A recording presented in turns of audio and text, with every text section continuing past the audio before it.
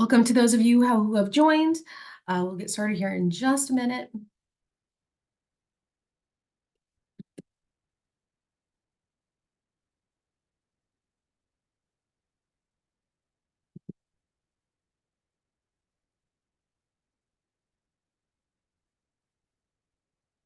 All right. So welcome. Good afternoon for those of you on the East Coast, and good morning to those of you in the rest of the country. We are delighted that you all can join us today to talk more about food traceability. Our joint team from Levitt Partners and the Atchison Group is excited to share more about an emerging initiative to establish an overarching public-private governing body to support the efficient and effective implementation for food traceability. As I'm sure you all know, FSMA 204 and the FDA's related final rule require the industry to implement traceability for certain foods, a task that is as complex as it is important, and the implementation deadline is currently slated for 2026.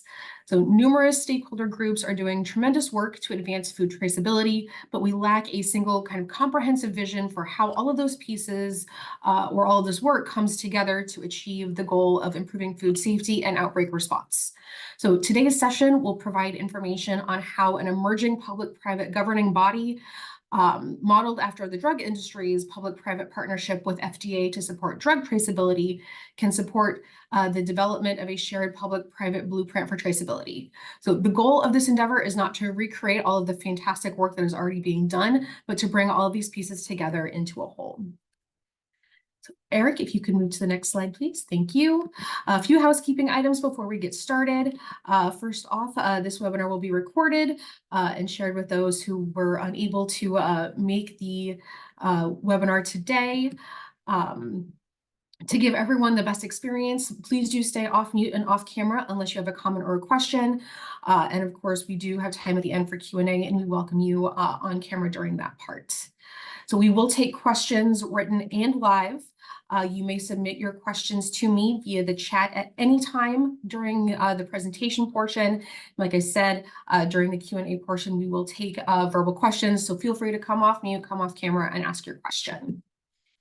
Lastly, at the end of the webinar, a survey will pop up asking you if you would like to be engaged in this endeavor and how, and whether that's helping us do the initial working group, staying up to date on the launch of this group, or even further meeting with us one-on-one. So please fill out this survey so that we know how you would like to engage with us, or how you would like us to engage with you. And you can also reach out to us directly with any questions or for more information. I will be sharing our emails via the chat, and they will also pop up here momentarily. So this is our agenda for today and what you can expect from us in the next hour. We will lay out where we think a governing body can go and what it can accomplish, including how this has worked on the drug side and our vision for getting this formed. So importantly, we do want to hear from you. And like I said, we have time for questions, and we welcome any feedback that you have as well.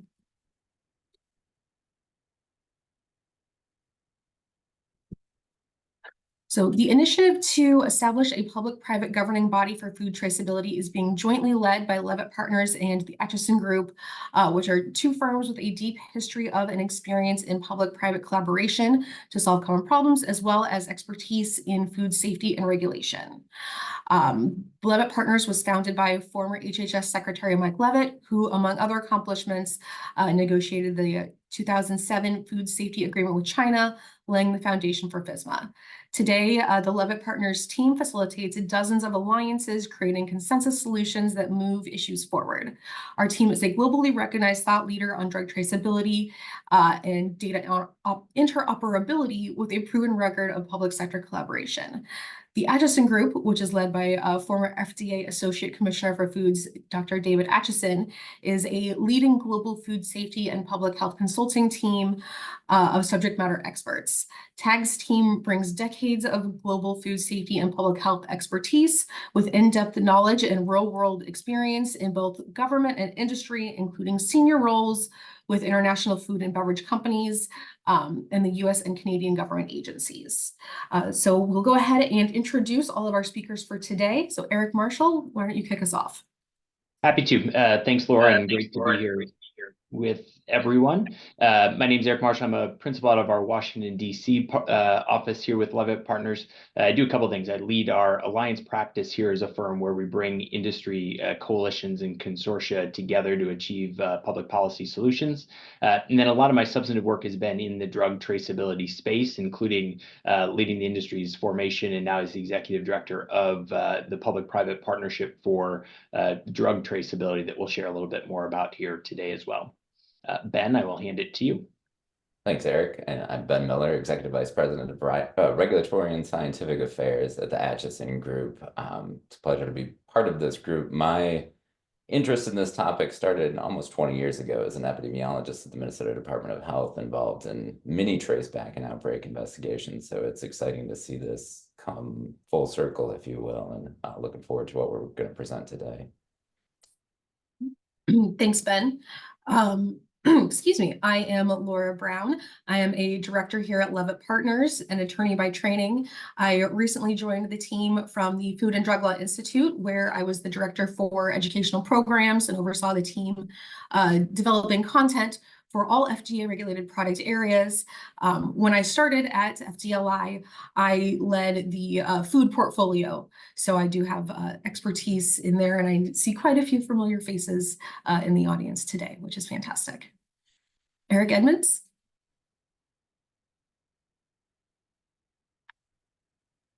I'm the first one to accidentally not unmute myself. Eric Edmonds, though. I'm a senior director of regulatory affairs with the Atchison Group, and also act as kind of an internal general counsel to the company. But I've been focused on FSMA initiatives and FSMA regulations since I was with the government in Oregon, working as kind of policy enforcement analyst and helped with industry outreach. So I'm excited to kind of continue this progression to the next level for the traceability requirements.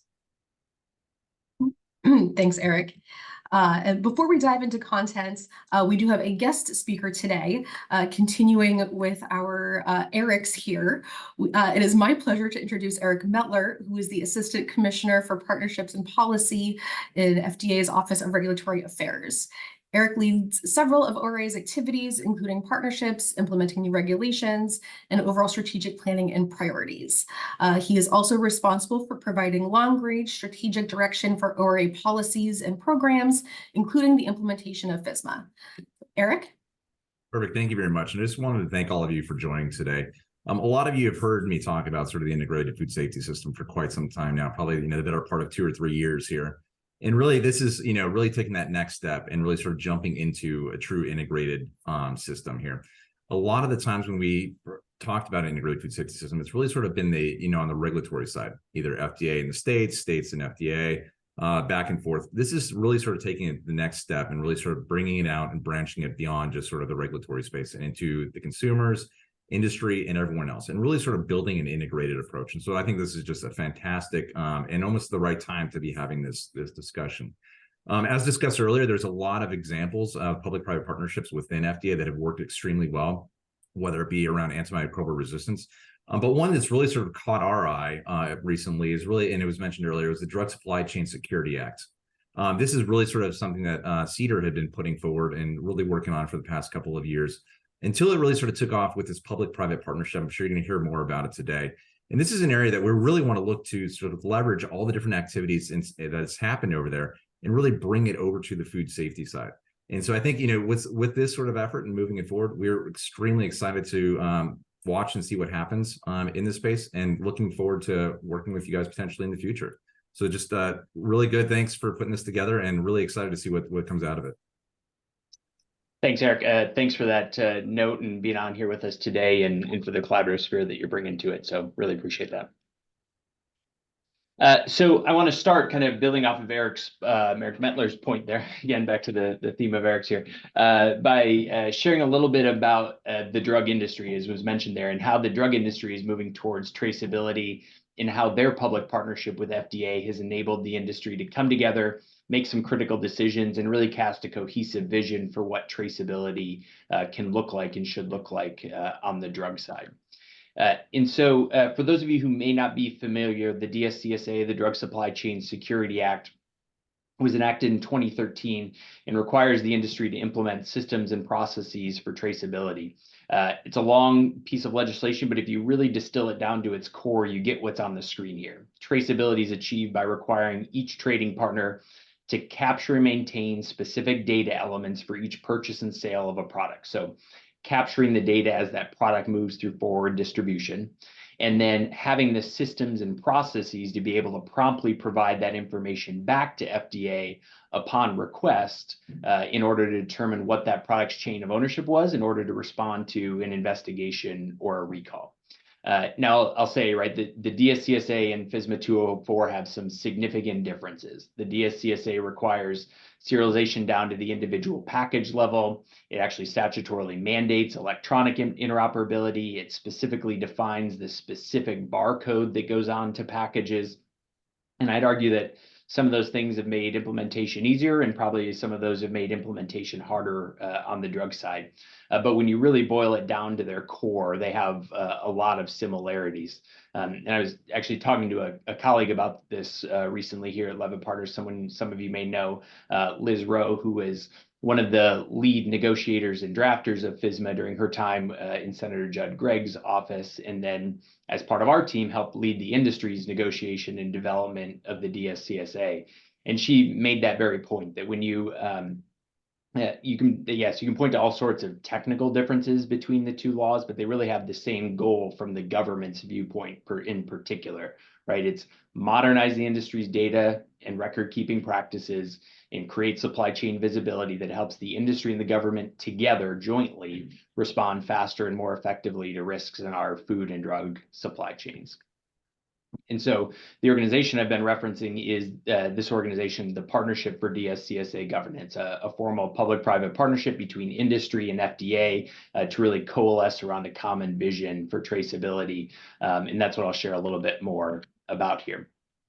And PDG really was the answer to two core questions for the drug industry when they were staring down how to approach traceability.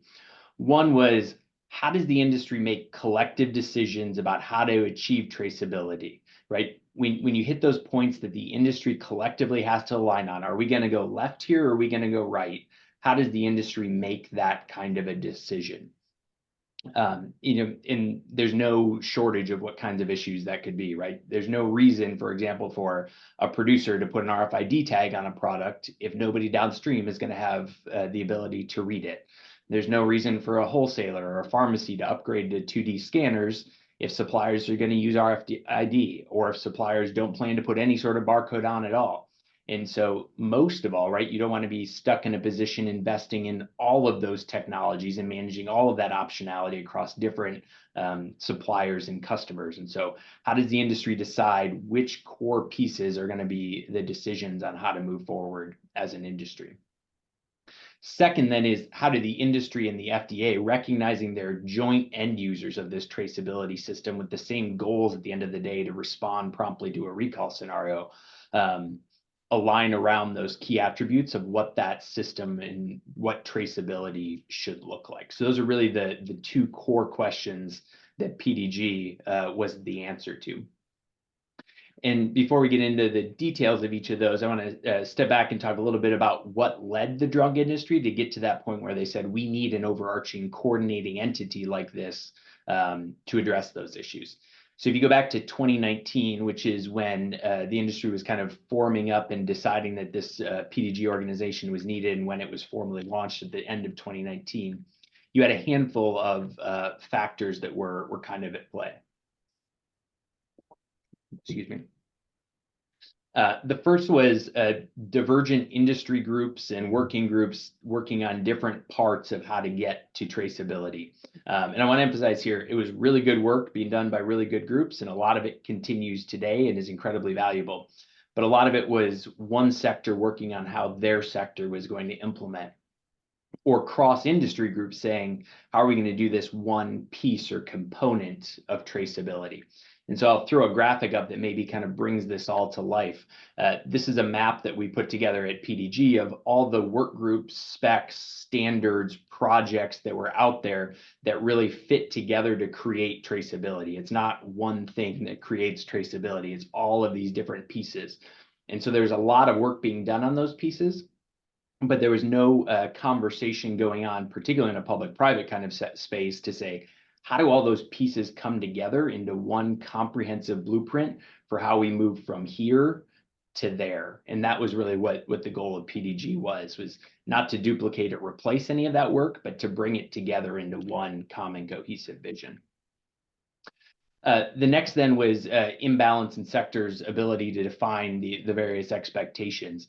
And so, at various points in the process, you had different sets of industry members who were, maybe more nimble or more well organized, who were able to drive what implementation would look like to fit their business interests.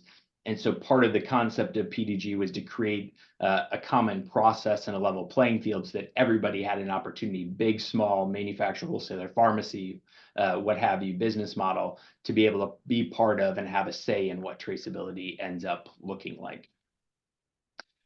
Third, as I already kind of touched on, was that lack of a decision-making mechanism. When the industry got to collectively decide, do we go left or do we go right?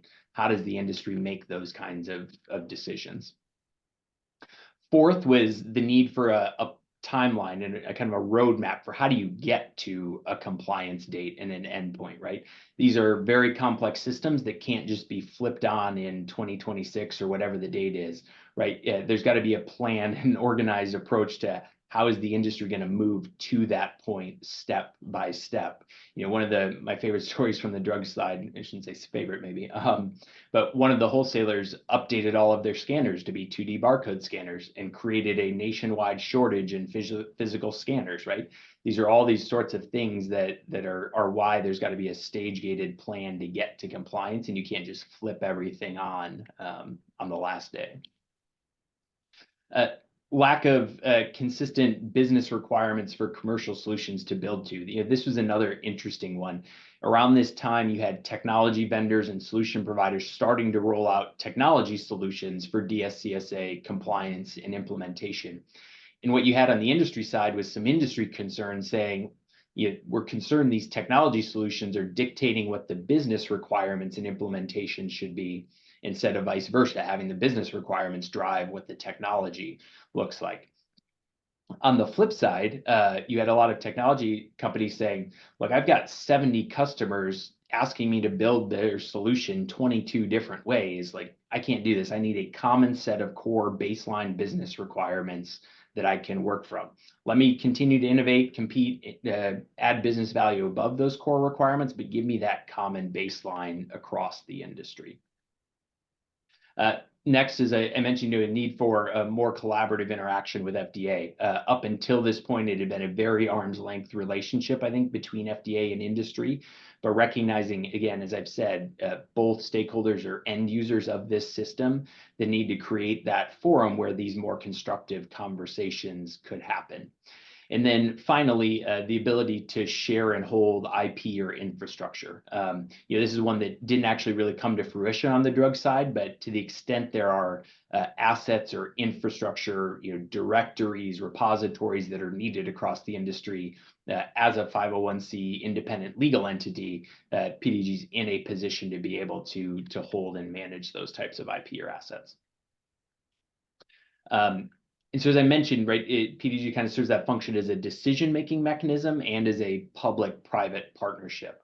On that decision-making mechanism side, if you boil it down, it's really what that is just a process, a defined, agreed process and rule set where, someone can identify an issue that needs to be solved or addressed, that can be addressed and messed around with and whiteboarded through a work group process, rolled up to a committee for some decision making, out to a general membership that we have very defined rules for how we vote and approve on documents to ensure balance and neutrality across the sectors and different business types and models, so that everybody has that voice and doesn't get steamrolled by another sector, and be able to put that out as something that has the buy-in having gone through that process.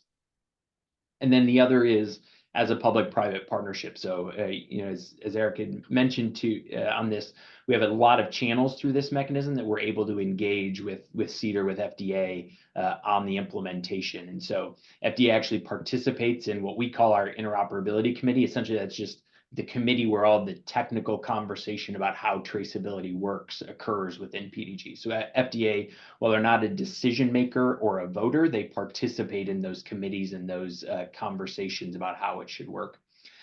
We have a monthly executive committee meeting with our FDA liaisons. They join our board meetings on a quarterly basis to just talk about how the process and structure of the PPP is working. We're able to speak out in public jointly or reference each other's work, and we've been able to undertake and do some valuable education and outreach activities jointly to help get the word out about how traceability is moving forward as well. You kind of through this process, then we've learned kind of some keys to success, as we've called them, that I think can be leveraged, and some important lessons that can be leveraged as the food industry embarks on this journey that can be helpful to think about as you think about this type of a coordinating entity. First is what I've called kind of operating at the right level. So you can think about kind of 3 levels of granularity. At one level, you've got kind of the legal and compliance requirements. What does the law say and require? From there, you have kind of business and functional design type of requirements. How will those be implemented? And then a third layer of kind of the technical standards and specifications. And PDG has been very focused on staying at that middle layer. Every company is going to make their own calls about exactly what the law means and what their compliance obligations are. And there are already existing good standards bodies out there doing good standards work. So the focus of PDG really was that layer in between. How do you translate those requirements into business requirements and functional requirements that then those standards can be driven toward? The other was staying technology and solution agnostic, right? Focusing on what are the business requirements and the functional requirements to achieve traceability without dictating particular solutions or technologies, both to ensure we don't lock into something that's going to evolve over in time, but also to kind of make sure that we're setting the foundation that people can continue to build and innovate and add business value on top of. And so just setting what are those core baseline business and functional requirements to get the industry moving in the same direction together. The other, I kind of mentioned this already with that map that I had up earlier, but really making sure that we stay in a place where we're extending and not duplicating or trying to displace existing industry groups and efforts. As I said, a lot of good work going on that should continue to go on, but staying focused on how do you bring those pieces together to create a comprehensive vision, and where there remain gaps, right, where nobody's working on pieces that are still a gap, stepping in and filling that gap and addressing those issues. The other thing that PDG and our board in particular has been really good about is avoiding scope creep, staying laser focused on traceability and not letting the organization meander into tangential issues, and really keeping a clean focus on traceability. And then finally, accepting the reality that not everybody is going to be at the table, right? If you approach this and start from the perspective of we've got to get 100,000, 200,000 organizations to all do things the exact same way, it's daunting and probably almost certainly impossible, right? Accepting at the end of the day, there's going to be some organizations that say, you know what, I'm going to check my compliance box a different way, but not letting that be the disruptor, saying, what can we get the critical mass of industry moving toward and behind, and let momentum take over from there. So those were kind of some things that we've learned over the last several years that I think can be pretty instructive as we think about a public-private partnership on the food side. Last thing I'll say is then, what does that actually look like in practice? For folks kind of wonder, okay, so what? We get together and talk. What actually comes out of this? We've delivered a number of things that I think are useful to the industry. First and kind of foundational is what we call our blueprint. It's a 6-chapter document of business and functional requirements, as I mentioned. Comprehensively, it's probably about 150 to 200 pages of what is kind of jointly agreed to as those business and functional requirements. We have shorter synopses of what's in that document that includes data flows and architectures that can help people think about how to architect data processes. We have kind of templates and tools, for example, one that can be used to indicate how you want to be set up for a solution onboarding process. Again, not dictating how you do it, but giving you the templates that you can communicate it in a common way. We have other documents we call points of view that kind of flesh out issues without necessarily setting a requirement for how to handle those issues. We've actually put together JSON message structures so that if you want to use an electronic way of asking for tracing information or providing that tracing information back, there's a defined message standard for how you can do that. That's a place where I think there's a good working relationship where we've kind of put together the framework for that, but then we'll kick that over the wall to a standards body to say, you turn this into an actual technical standard. And then finally, the education and outreach component, right? Being able to have that joint public-private forum to do that type of education and outreach. So as we start to talk about a little bit more, and I hand it off here to the TAG folks to talk a little bit more about what a food version of that could look like. Hopefully that gives you a little bit of background and perspective and some of the lessons that we're trying to carry forward into the food side. And so I will pass it off to another Eric Edmonds, to pick it up from there.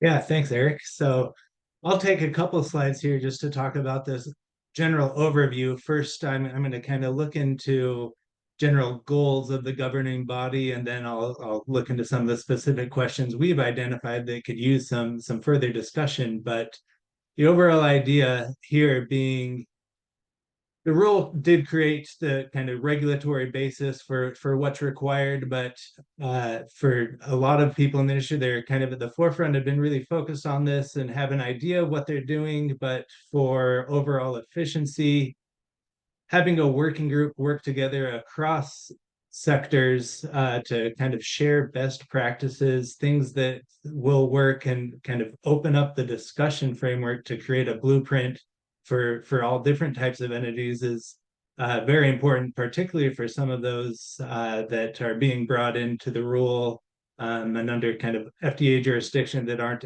as familiar with how the FDA operates in some situations like retail and farms that are kind of newcomers to some FDA regulation. And at the same time, recognizing that particularly in specific sectors, a huge amount of work has been done, and being able to use that kind of existing framework to determine how we can apply it across the board to create kind of a consistent approach that's really fast and efficient from both the industry, regulatory enforcement side, and to be most beneficial to the consumer, and getting quick traceability exercises and getting information out there quickly. And with this kind of independent sector neutral group, there will be an opportunity to kind of really see what is everyone doing now. I know everyone's kind of started looking into what FTL foods do we handle, what key data elements apply to our operation. And at least in our work, we're really seeing it's not, you're not operating in a silo. It really involves conversations along the supply chain to determine how the information is going to be shared. So developing a plan moving forward for that. And obviously, we're super happy that the FDA has representation here to show interest in this type of collaboration, because everything kind of starts and ends with the FDA, and glad that they're open to collaborate and discuss opportunities to kind of explore options for the traceability rule and take part in this education before and while they regulate approach to develop something that kind of really works across the board. And finally, software providers. I know the rule, I mean, some people may still be operating on paper records, some may be looking for software solutions, but really working with technology providers or solution providers or even document management systems to really create a baseline of this is what we really need for this industry implementation to work in a compliant manner, and really kind of have everyone at the table to really hash out the details on how this blueprint will work and how it could be applied across the all industry sectors. Next slide. So we've kind of teed up a few questions that we've been hearing or seen as potential issues and how things are going to be implemented. And so I won't go through these one by one, but if something sticks out to you, we would love to hear your thoughts in the Q&A portion, or if you have different things that we haven't necessarily outlined here, we'd be happy to hear that. But like I said, a lot of the industry at this point is kind of looking in what foods do we handle that are covered, and which KDEs and critical tracking events are we dealing with. And we've had kind of lots of webinars, and there's lots of information out there that kind of summarizes the rule requirements, but the governing body is really going to be looking into how is this going to work in practice. So not only how are things kind of formalized in whether it's paperwork or on physical products, and creating a baseline and kind of blueprint for what would work best, particularly for some sectors of the industry that may be dealing across different commodities. So distribution center that handles seafood or produce, and then obviously retail, which is going to handle a little bit of everything, trying to create some sort of standardization or operational efficiency to allow them not to have a different system for each supplier, and kind of really brainstorm ideas that the best way to share data, particularly when the regulators or FDA becomes involved for making requests and sharing information. So Eric mentioned some templates that the drug supply professional group created that could be used across the food, a similar approach that could be used across the food industry to really clarify what can I be doing or what should I be doing in these different instances, to make everything work well. And obviously invite software solutions providers into these conversations as they'll be working kind of across the supply chain to find solutions that communicate along the supply chain in a quick and efficient manner. Thanks, Eric. So I think that is a little bit of a sense of what would we propose that this organization do, a little bit more than on kind of how you make that happen and what that looks like. So what you see here is kind of a schema that we would propose as kind of the starting point for discussing what this organization, this new food governing traceability governing body could look like and how it could be organized. And so certainly I think it should be organized as its own independent legal entity, nonprofit legal entity, to give that independence from any individual organization, and be able to do some of those things that I mentioned previously. This is kind of the baseline we'd propose to start with. There's a lot of detail here that ultimately, we believe you all should be the ones to decide what that detail looks like and even make adjustments to this if you think needed. In a second, Ben will talk a little bit more about that process, but this is where we would propose to start, really emphasizing, kind of a few things here. One is the role of a board here versus the individual kind of committee and work group level activity. I think one of the things we've seen on the drug side that we would want to carry forward here is making sure that smaller board is really focused just on the operations of the organization and the strategic direction of the organization, in making sure that the real meat of the conversation about how should traceability work and what should traceability look like happens at that committee level, where all members of the organization have the opportunity to be part of that conversation. And then also to make sure that there's also opportunity for those outside of the membership to have input to the conversation and provide ideas, provide feedback, and engage through advisory panels, other mechanisms. And then the public-private component, right? We kind of have a placeholder there of collaboration to the side, and that's one of the pieces that'll be important to kind of think through and work through over the coming months is what creates those best opportunities for constructive collaboration between the industry stakeholders and the regulator. So just to give people a little bit better sense, this is kind of the initial vision for how the organization could be structured. But again, a lot of detail to be put onto that, and I'll let Ben pick it up in terms of what process we're going to follow to kind of work through that. Thanks, Eric. And I do want to pause and just kind of reflect on the fact that, we're building off of models that have had success in the past. I think Eric Marshall's mentioned the drug traceability model. And so the work that that group has done is, certainly going to inform the work that this group will think about.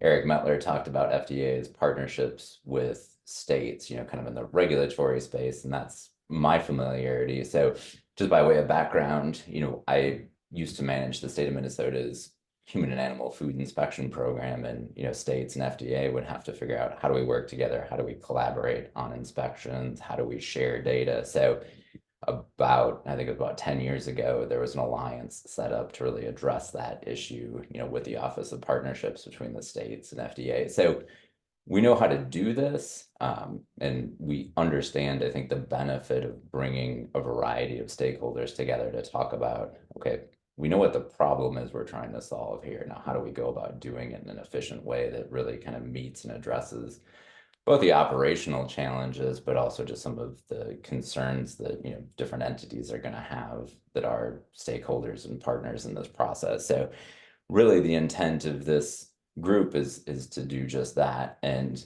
I think this slide outlines some of those key details that the initial organizing work group will want to work on and think about. So in a few slides, we'll talk about a phased approach and a timeline, recognizing that we're working against, a compressed deadline here of January of 2026, when compliance around the traceability rule comes into play. So we've got our work cut out for us, but I think we've got a good group of very smart people that are going to be engaged on this. So, one of the things that we want to focus on here is that the approach that we want to take is that it's independent, it's balanced, and that it's sector neutral. At TAG and in the work that we do and in the work that I've encountered over my years just working on outbreaks and traceback investigations, these investigations and the data that support them span the supply chain, right? We tend to start where people are exposed, they consume product, and then try to trace back to a common point in the supply chain and get there as quickly as possible so that we can make a meaningful public health intervention. So, I think we all understand that's the intent of the rule, and the rule, I think, does a pretty good job of lining out, critical tracking events, key data elements, conceptually what's required. Now comes the point in time where we want to start to color in between those lines and get a sense from industry, what do we need to accomplish? How do we get there? How do we get to a point of compliance with what is specified in FSMA 204? So, these are the types of questions that we'll want to consider. So, do we want to focus on basic compliance or extend into areas like electronic interoperability? You saw Eric Marshall talk about kind of a JSON template for data exchange. Are those the kind of questions that we want this governance body to take on? What's the role of trade associations versus individual companies? How do we want stakeholders and membership groups to be defined? What's the voting structure look like that ensures neutrality in this process? How will that board be structured? What's the optimal committee structure? What do we need in terms of committees? And then what's the organization's budget going to be?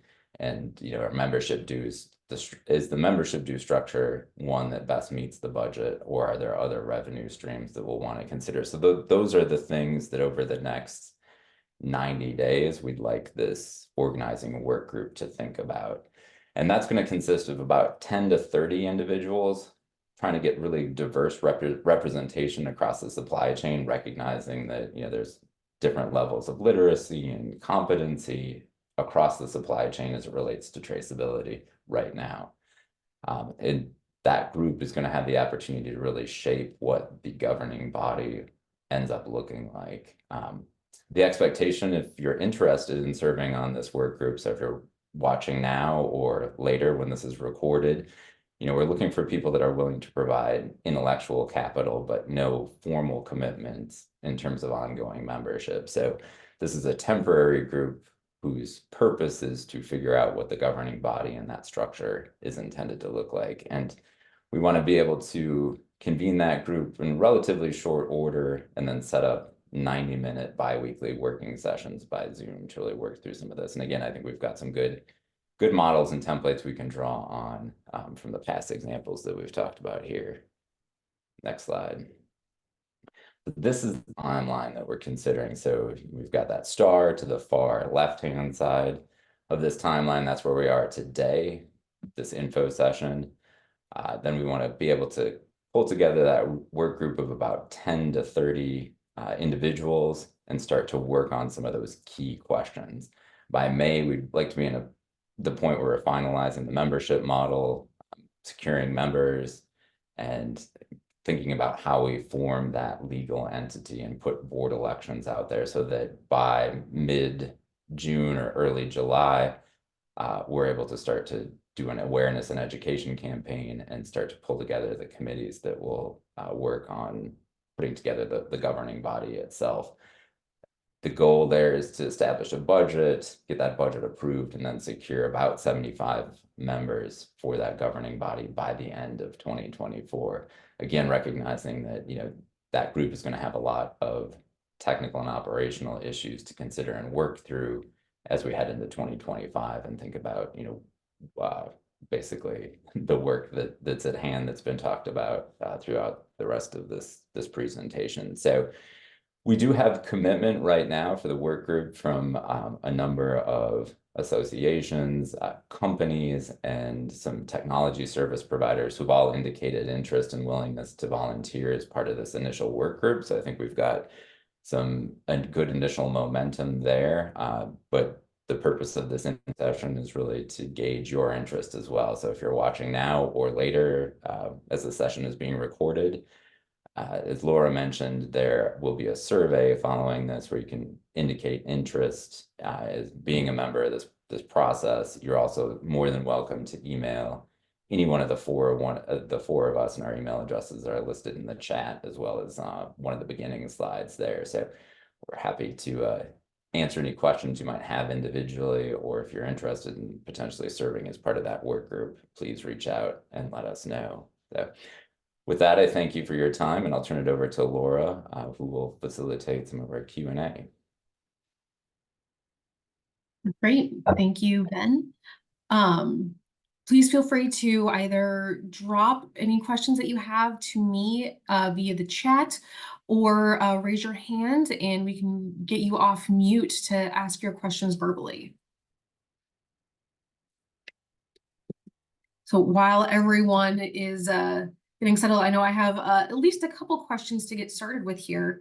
The first one of the elephants in every FSMA 204 room is the feasibility of implementing traceability by the 2026 deadline and whether FDA will delay that date. So how can this governing body inform that? And I see that Eric Metler has dropped off, so he won't be able to speak to that. But Eric's or Ben? Yeah, I can take first pass at that. And we wouldn't make Eric Metler opine on that as much as folks would probably like us to either. I might note a few things again, just from the drug experience. So on the drug side, right, it was a 10-year implementation timeline with a lot of interim milestones, a lot of which, in fact, I think every one of which had some sort of a delay component to them. And I'll maybe just make a few points. One is, part of having this kind of public-private collaborative forum is also drawing clear lines and making clear that this will not be an advocacy organization, right? This is an organization that will not be in a position to opine on policy matters, encourage FDA to change policy or set regulation in a particular way. It's about how do you take what's there and implement it. So we will not be in a position to do that kind of advocacy work. And I'm not going to opine here personally on whether 2026 should or shouldn't be delayed or will or won't or any of that. But what I will say, the experience that's incredibly valuable from the drug side and that can be carried forward here is you want to be in a position to make sure that FDA has the information and understanding of the technical complexity they need to be able to assess the feasibility of particular timelines, right? If you're in a position where industry's lobbying over kind of, hey, we want this timeline pushed out, or we need flexibility here, it starts to take on that, we don't want to do this, don't make us do it kind of a tone to the narrative, right? Nothing builds that better understanding between industry and FDA than sitting in a work group, having painful 90-minute conversations together about why, you know, having a GLN misaligned causes an EPSAS message to fail, and what that triggers, and how product gets held up, and, you know, having those deep, intimate conversations and letting FDA be exposed to the complexity of implementation is incredibly powerful, just in arming them with the understanding they need to be able to make a fair and well-informed decision about what timelines can and should look like. So we won't be in a position as an organization to advocate around that issue, but I think it can play an incredibly important role in helping to educate and bring greater visibility to the agency. Thanks, Eric. All right, other questions? Like I said, feel free to come off mute. See one off mute.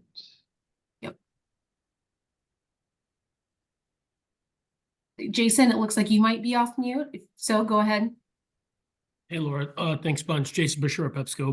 My question is not on behalf of PepsiCo. I'm asking as an interested party relative to my familiarity with the rule and the history and the background going back almost 15 years now. On slide 15, Eric, one of the Erics, if one of you could go back to slide 15, there's reference to the traceability pilot projects. And so I'm 15, if you could. Get my numbers Curious right. what the outcome could be or would be of those pilots. I mean, because if I'm aware that industry is already on their compliance journey, what the anticipated outcome or benefit could be of participating in those pilots if those in industry are already busy within the compliance journey. Yeah. I can. Go ahead, Eric. I mean, you go first. Yeah. I can start off there. I mean, that's an potential opportunity. We don't have any, and I know lots of traceability pilots have existed in the past that have really informed kind of how the FDA wrote this rule. I can't say we have any specific objective here, but wanted to leave the kind of opportunity open for consideration within the working group for exploring other options with the collaboration from FDA to see if there were other opportunities to learn more from an implementation standpoint when it comes to the execution of the traceability rule. And I'll say too, talking to a few organizations that have experience and have obligations on both the food and drug side, you know, one of the challenges that a couple of folks flagged was on the drug side, you had a lot of pilot activity going on, but it was always kind of popping up in a different work group, in a different forum, in a different committee.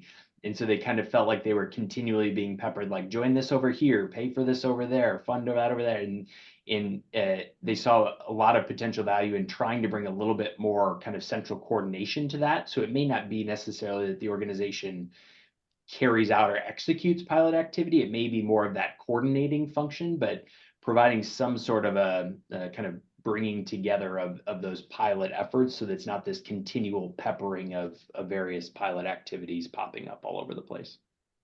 Excellent. Thanks a bunch. Yeah, and I mean, there's reference to this concept, the PDG-like approach for traceability within the IFT final report from 2012. I see Blake's on the call from IFT and the Global Food Traceability Center. So, I mean, there is precedent not only in practice today from the drug side, but also by reference within the IFT's final traceability report. So just calling that out. Thanks again for the great information today. We have another question. Will the group develop a path for the food companies to self-assess, or perhaps with the aid of the group, whether or not their existing traceability programs meet the regulations? Many companies have programs that were built in compliance with the SQF or other schemes that may already be in compliance. So it would benefit them to know whether these align with regulations. I can make a couple of initial comments, and Eric, Ben, feel free to jump in. maybe the easiest answer I can give there is TBD, right? I think, part of the reason we want to have this organizing work group is to really get you all in the position to define exactly what that scope of functions the organization should play, right? How narrow or broad should that be? I think there's potential for that type of activity, right? Part of one of the things that we'll wrestle with is we've thrown out this governance term. What does that mean, right? You can go as far as having kind of certification and accreditation programs, either on programs and processes or on technology solutions too, right? If you're going to rely on a vendor to manage your program, having them certified so they meet certain specs and standards. So you can go that far into certification and accreditation activities. Whether that's the right thing for the industry, I think is something we want to empower you all to decide kind of through this organizing work group. Yeah, and I can add to that. I think in this sense, I mean, it's a great example of just the complexity that I think people face in figuring out how do I actually comply and sort of what are different models of compliance. So, we know the food supply chain is exceedingly complex, with varying or significantly varying levels of technology literacy and just capacity, depending on who you are, where you sit within that supply chain. And yet, many of these entities will still have to be compliant with the rule. And so some of the key questions that, I think the industry itself is facing is, one, how do we stitch or sort of how do we pass the data in the form of key data elements, from this point in the supply chain to this point in the supply chain? What are the operational changes that need to be considered? What does that mean from a business and operational impact standpoint? And, are there ways that we can come together and have conversations around ways to minimize sort of the negative impacts that could come around because of needing to comply and share that information? So, I view this as an opportunity to not develop, a million wheels to solve one problem, but, a set of tools that'll allow us to figure out, okay, well, this really represents best practice. Are we going to trace just FTL foods? Or if people are interested in tracing more than FTL foods, what does that look like? And what's a best practice around that? So I think, the intent of this group is to get alignment on some of those really sticky questions that we know that the industry faces. And I think, as Eric Marshall has said, also have an opportunity for FDA to sort of sit at the table and hear about, here's what we're struggling with, here's what we're not struggling with, here's ways that we can get there. So, I think we've already seen entities in the supply chain sort of publishing data standards that in some parts get to compliance with the rule, but it's one approach. And, do we want this to sort of be a first mover solution, so that that's what dictates what happens in the marketplace? Or do we want to have a group where there's a very thoughtful conversation around the best way to go about this from a supply chain standpoint? Hi, Tish. Go ahead with your question. Hi, thanks so much. Great presentation. Two questions informed by my own experience with Levitt Partners and PDG. First is, have you given any thought to what the due structure is going to be looking like? And are you envisioning that it would similarly mirror what you do with PDG with the tiers of large, medium, small, and by sector? And then related to that, although not specific to dues, but more generally, what role are you seeing for the trade associations? And again, are you envisioning that their participation would be similar to what we've seen at PDG? Thank you. Yeah, great questions, Tish, and great to see you. So on the due structure first, so I do think it should be expected that this will be a membership organization. It's a new entity that'll have a budget and resource needs and would need to be funded by the members. I think there's ultimately really a few questions that shape what that is, right? What's the scope, right? Is this organization going to take on a bunch of stuff, or is it going to be really tight and narrow? What's its scope of work? So how big of a budget does it need? Are member dues the only revenue stream? So on the drug side, that group decided they would fund themselves purely off of membership dues. Wouldn't, do conferences or charge for educational materials or look for other revenue streams. You could reconsider that as an industry depending on your interests, right? But our member dues going to be your only revenue stream to meet that budget. And then for those member dues, how do they get divvied up across the number of organizations you expect to have membership in the organization? And so what Tish referenced was the way the drug industry is structured, it is kind of by sector and by organization size. So there's a dues structure for manufacturers, wholesalers, and pharmacies, and then decreasing rates for really large companies, kind of medium-sized companies, small companies, and then even a small business tier with a really heavily discounted rate. The whole goal being to try to create incentive and opportunity for everybody to come to the table and not have those dues be a barrier to anybody being at the table. I certainly think that needs to be the goal here, right? To achieve that same goal of giving everybody equal opportunity to be at the table. And I don't know that there's any way to do that other than having it structured roughly in those kinds of parameters. So Tish, that was a really long-winded way of providing some background for folks and saying, I would envision, but ultimately it'll be up to this group to decide, is that the right structure? Part of what will lead that organizing work group through is a process for you all to say, what budget does this organization need and how should that budget be met?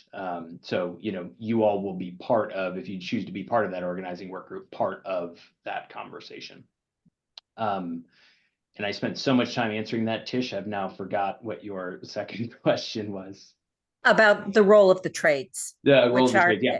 important in pharmaceutical, but Yep. also very important Yep. in the food space. Yeah, in another one, I don't want to sound like I just keep punting, but I think it's something for that organizing work group to wrestle with. I definitely think there needs to be a place for both trades and individual companies, right? Trades can provide a breadth of perspective and representation that is absolutely critical.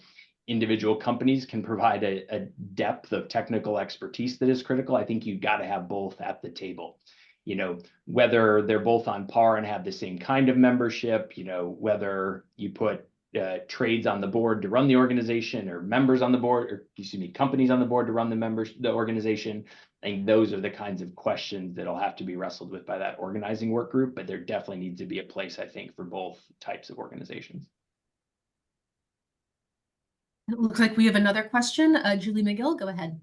Hey, so this is Julie from Trustwell, and we're a solution provider that has traceability solutions. And, one of the things as you were talking and on this slide and some of the others you had was, talking about that role of pilots and what has been something that we have seen, and I would love to hear how this group could help with this is, FSMA 204 is choose your own adventure, right? It's very different than DSCSA.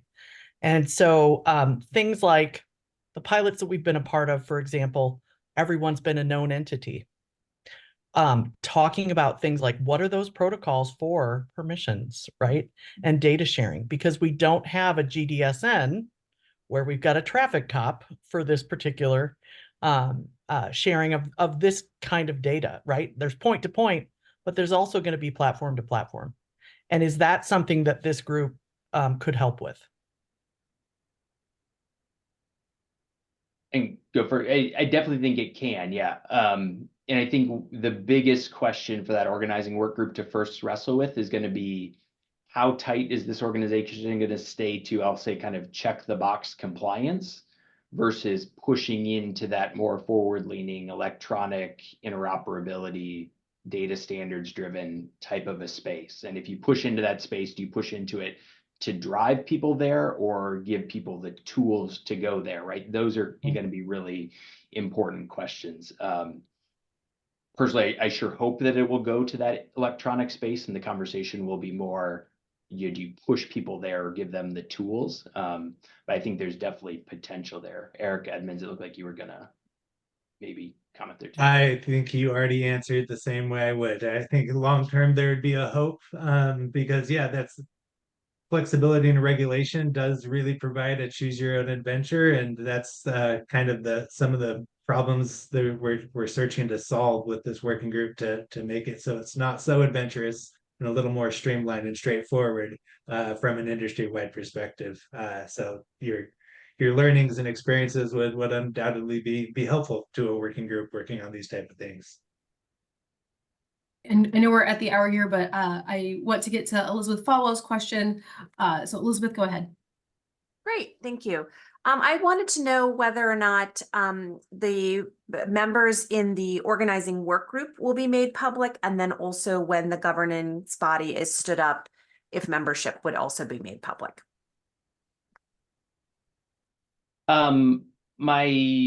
Certainly my expectation would be yes. I don't see any reason, right? I think we want to create a sense of transparency and openness, right? I think we want this to be an organization that even if you're not a member, you have great trust and confidence in what's coming out of it, the people that put it together, the process that it went through, right? In some ways, having confidence of people outside the group is almost more important than the confidence of the people inside the group. So I certainly would expect that that would be transparent and open, and something that would be shared in public. Right, excellent. Like I said, for the we are at the hour. So if you still have a question that you did not get answered, please feel free to reach out to any one of the four of us, and we will get back to you with an answer to your question. With that, Eric, Ben, any last words? Just Thanks for joining, and looking forward to kind of seeing where this goes. Great. Well, thanks everyone. And like I said, please fill out the survey so that we know how you would like us to engage with you. And we look forward to moving this forward. Thanks and have a great afternoon. Thanks, everybody. Thank you. Bye.